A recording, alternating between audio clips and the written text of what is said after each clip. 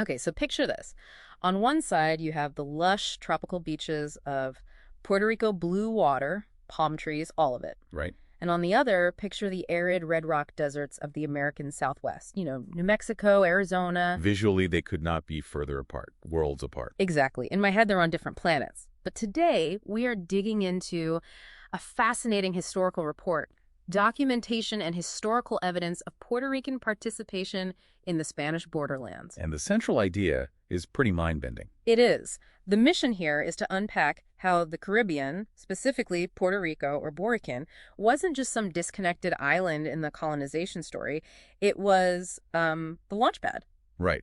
The report calls it the logistical genesis. It really challenges that common story we all learned, that Spanish expansion just sort of rippled up from central Mexico. Yeah. The evidence shows that for a long, long time, the supply chain, if you will, actually started in San Juan. So let's unpack that, this hub concept. Because when you and I look at a map today, we see a lot of water, then Mexico, then the U.S. But the Spanish Empire didn't look at it that way at all. How did they see it? To them, to the Spanish bureaucracy, the Caribbean and the North American mainland were basically one single administrative unit. And Puerto Rico was the stronghold. It's where the military trained, where expeditions were outfitted. Before they headed into places like Texas and New Mexico. Exactly. And you see this right from the very beginning with Juan Ponce de León. Okay, I think most people know his name. Florida, maybe the Fountain of Youth myth? Sure, but the report points to his 1521 expedition as a key moment. This wasn't just a sightseeing tour. He brought 200 settlers with him from Puerto Rico and Hispaniola. Wait, so the first real attempt to build a permanent town in what's now the U.S., it came from Puerto Rico. Precisely. Not from Europe, not from Mexico. And that really set a pattern. But here's where it gets interesting from a military perspective. Okay. Later on, like in the 18th century, you have the Regimiento de Infantería de Puerto Rico, the Regimiento Fijo. The fixed regiment, so stationed there permanently. Yeah, but the records show these guys ending up in the desert. It seems so inefficient. I mean, why send island soldiers to go guard a dusty frontier in Arizona? Well, it really comes down to experience. Think about the Caribbean in the 1700s. It was a chaotic place. You had constant British attacks, French incursions, pirate raids. So these soldiers were battle-hardened. Incredibly so. The Spanish crown realized, if you need tough, reliable troops for the dangerous northern frontier, you want the guys who've already survived the Caribbean. That actually makes a lot of sense. But it wasn't just soldiers, right? This move west offered people something else? It did, a fresh start. The demographics are fascinating. The report talks about pardos, so mixed-race individuals, and morenos, black individuals, moving from the Caribbean to the frontier. Why? Because in the established cities, the social hierarchy was incredibly rigid. But the frontier, well, the frontier needed people. It needed defenders. So moving to some dusty fort in Texas was actually a career move.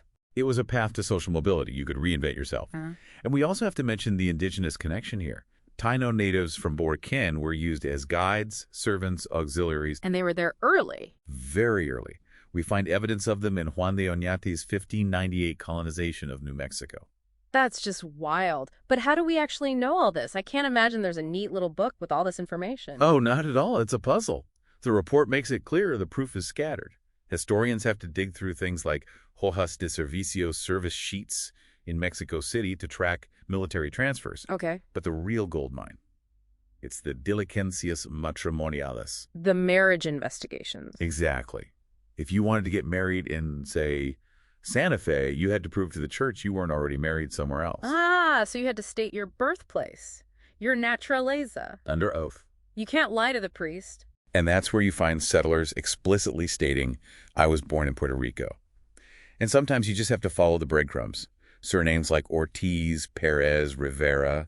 You cross-reference those with military logs, and you see the family line moving from San Juan to the frontier. It's like historical detective work. It is. The report even found a 1900 census record for a woman named Shohakina McGinnis living in Minnesota. Born in Puerto Rico, wife of a soldier, the pattern just kept going. It really reframes the whole geography. We think of San Juan as this beautiful but kind of disconnected island out in the Atlantic. But the data suggests San Juan was the vital heart of the whole expansion. The Hispanic Southwest wasn't just built by people walking north from Mexico City. It was built by people sailing west from San Juan. So let's bring this home. What does this all mean for you listening right now? Well, it connects dots we rarely even think about connecting.